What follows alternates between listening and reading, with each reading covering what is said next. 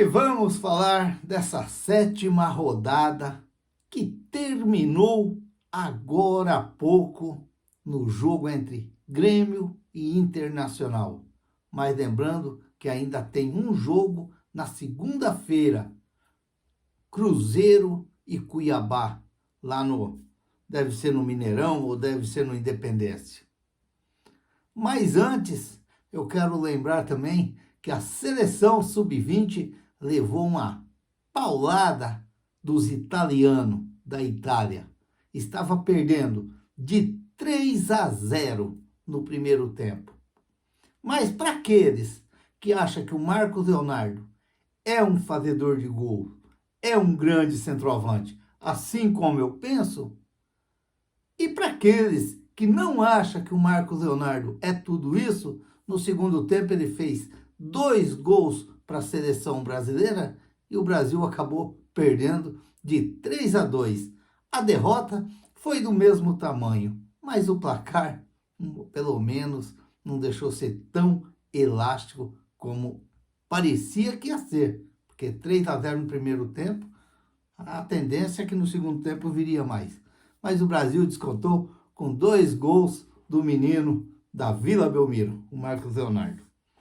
Mas vamos falar da sétima rodada do Campeonato Brasileiro. Como eu disse, agora há pouco terminou o último jogo deste domingo, lá entre Internacional e Grêmio, Grêmio Internacional.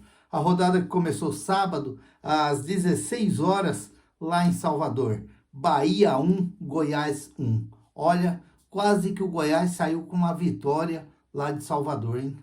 O Bahia realmente, ele veio jogar contra o Santos, levou uma paulada de 3-0, depois fez o segundo jogo na quarta-feira e acabou empatando 0-0, talvez um pouco até por displicência do Santos. Mas acredito que o time do Bahia não é tudo isso não, é um time regular. Botafogo 1, Fluminense 0. Para mim foi surpresa esse resultado. Para mim foi surpresa. Não pela vitória do Botafogo, mas pelo Fluminense chutar apenas 3 bolas no gol do Fluminense.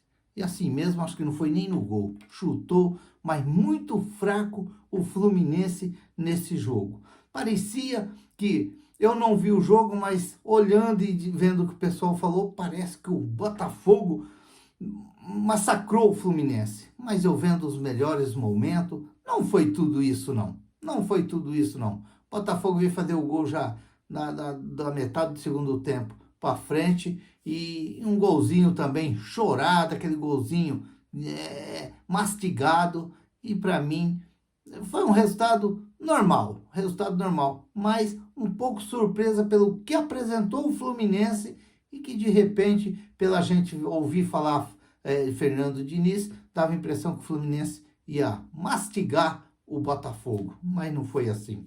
São Paulo 4, Vasco 2. Esse também é um outro jogo. Olha, o Dorival Júnior, como que é bom às vezes você dar uma mudada na comissão técnica.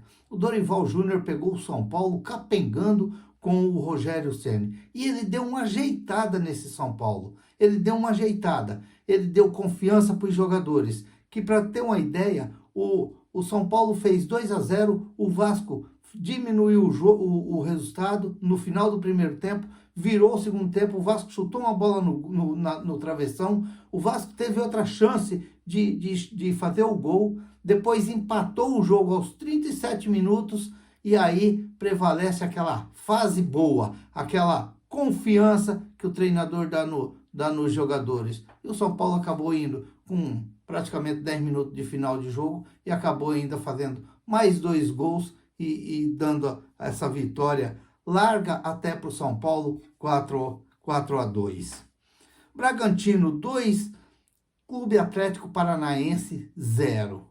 O Atlético Paranaense deu uma capengada também nessa rodada e o Bragantino, que é o próximo adversário do Santos no Campeonato Brasileiro, acabou fazendo 2-0 e foi uma vitória boa para o Bragantino, uma vitória boa para dar um pouco de força para o time de Bragança também, que está um pouco meio deixando a desejar também no brasileiro. Curitiba 1, Clube Atlético Mineiro 2. Curitiba saiu na frente com um pênalti legítimo e o Atlético Mineiro empatou, mas eu vou ser sincero para vocês. Eu coloquei umas 10 vezes no pênalti do jogador do Curitiba em cima do jogador do Atlético Mineiro. Eu estou procurando o pênalti até agora. Eu não consigo decifrar se aquilo lá foi pênalti. Não consigo decifrar. Porque o rapaz vai para chutar a bola e o Vargas, ele leva a perna para tocar na bola e o juiz diz que ele pegou a perna do Vargas. Mas em momento nenhum você vê o choque na perna do Vargas. Você vê, acho que é o Vargas, descendo a perna normal e o juiz marcando o pênalti. Sinceramente, eu pus umas 10 vezes. Eu não consegui identificar se aquilo lá foi pênalti ou não. Não consigo. E o árbitro estava até perto do lance. América 2, Fortaleza 1. Fortaleza tá dando umas capengadas. Fortaleza não era assim, não. E o América faz sua primeira vitória no Campeonato Brasileiro. América 2, parece que foi 2 gols do Boi Bandido, que deu uma recuperação. Eu não acredito que o América vai ficar aí nessa zona embaixo, não. Portanto, quanto mais os times que não quer ficar nessa zona espirrar para cima, é melhor. Santos 0, Palmeiras 0. Olha, o Santos fez um bom jogo ontem. Foi um bom jogo. Depois do jogo, até o menino do Palmeiras, o Luan, disse que o Palmeiras não fez um bom jogo, que eles foram um pouco despercebidos. Não, na minha opinião, foi o Santos que não deixou o Palmeiras fazer um bom jogo. Eu acredito que com esse encaixe que o Odair Helma está dando no Santos ali, naquele meio campo ali, naquela defesa ali, eu acredito que o Santos, a hora que voltar o Soteldo e o Mendonça, o Santos pode ser muito bem ajudado por esses 2 jogadores, muito bem ajudado. Se o Santos tivesse esses 2 jogadores ontem, ele poderia sim ter colhido um bom resultado contra o Palmeiras. E no final do jogo, o último chute do David Washington, ele se apavorou um pouco. Ele tinha que ter tocado aquela bola para o Lucas Barbosa, que ele poderia fazer o gol ou de repente fazer aquele pivô para ele o Washington chegar batendo e fazer o gol do Santos. Foi uma boa chance nesse lance. Se prestarem atenção quando o Gabriel, o Ruiz dá de calcanhar pro David, que ele dribla, se ele toca pro Lucas Barbosa, ou ele poderia fazer o gol, girar rápido e bater pro gol, ou fazer o pivô para ele chegar chutando. Mas já passou. Flamengo 1, Corinthians 0. Para mim foi um resultado até injusto para o Corinthians. O Corinthians não merecia ter perdido hoje o jogo para o Flamengo. Mas o futebol é assim. Futebol, quando você está ali lutando embaixo, parece que tudo dá errado. E foi isso que aconteceu. Nos acréscimos, o Flamengo fez os 2-0, o 1-0 com o esqueci o nome dele lá, o Pereira lá, machucado, foi para a área e acabou cabeceando e fazendo o gol. Grêmio 3, Internacional 1. Eu quero perguntar, o que o John saiu do Santos de deixar de ser reserva do João Paulo para ir para o Internacional e ser reserva desse goleiro lá do Internacional? Não dá para você entender. Não dá para você entender o que é o futebol. Como que o futebol é interessante, porque estava no Santos, talvez poderia ter uma chance aqui, outra ali, e foi para o Internacional e não consegue nem ser titular lá do Internacional. É o menino lá que tá sendo titular, o Keider, acho que é Keider.